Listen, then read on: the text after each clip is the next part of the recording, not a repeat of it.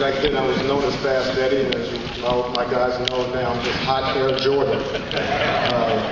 I realized that when my teammates stood up, most of them stood up like this. Phil stood up like this. Again, thank you for coming. I am really honored and blessed to be named the caretaker of our team, of our program, of our university's basketball program. And I say our because we've all come to a point that we have to regain our pride and our dignity and our integrity to our university. That's why I'm honored and proud to be part of that. And a responsibility for all of us to represent our university in the highest class and the highest, utmost respect. Today is about the future of Rutgers basketball, and we're moving forward. There's some healing process that has to be done. I'm glad my team is here. We've got enough talent to exceed expectations. We want our guys to feel good about themselves, about their future, about their basketball team. And that is part of my responsibility, but it's always also part of yours, because we're all one, and we all need help to regain our integrity back. The program has to be built on two words. When I was a young coach, I talked to Casey Jones, had a conversation with him, who won 11 championships with the Boston Celtics.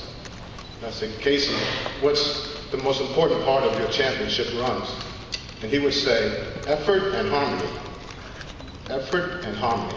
Meaning hard work, great work ethic, and knowing how to get along, and knowing how to work together. So that's what the program is going to be built on. Hard work and teamwork.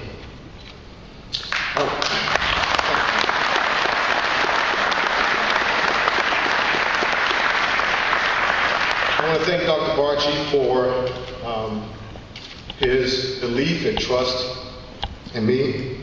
I'd like to thank our Board of Governors and our Board of Trustees who understood the meaning of due diligence. People have taken some criticism on the length of time, but the due diligence was very important in their minds and in their actions to get this thing right. And I'm glad that they chose me. I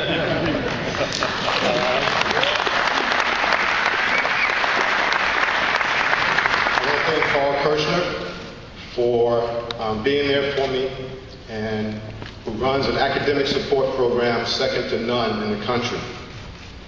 I want to thank Kate Sweeney for being there. She's from our era. I'm not calling out your age, Kate, but she's younger at heart, let me just say that. She was there for me.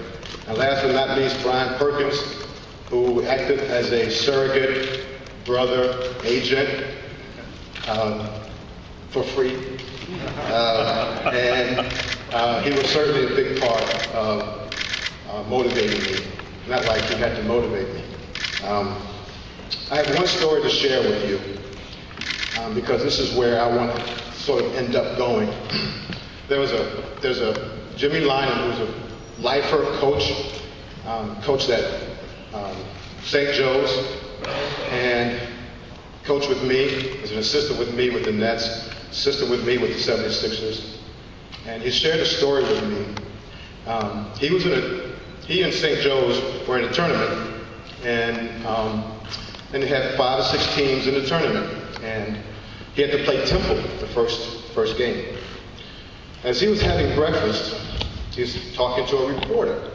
He's at a hotel restaurant full of people, some players from different teams, hotel guests, and the reporter was saying, Jimmy, you can beat Temple this time. John Chaney, he's way beyond his time. You can press him, and they'll turn it over. And Jimmy says, well, you don't know, man. You don't know what I'm going against here. He says, hey, if you put up a press, they'll turn it over. Put up a zone, they'll miss shots. They're not good shooters. Jimmy says, you just don't know what I'm going against here. He says, Jimmy, you can do it. As they're talking, other coaches are coming How you doing, Joe? Yeah, Jimmy, you can really beat Temple this time. I'm telling you. Another coach comes in. How you doing, Bob? Jimmy, come on, you can beat. Hey, you don't know what I'm going against. And there's John Chaney. He comes to the hostess table, and as the hostess starts to seat him, he walks to the restaurant, and 13 guys stood up. As he walked to his table, he stood up. When he sat down, they sat down.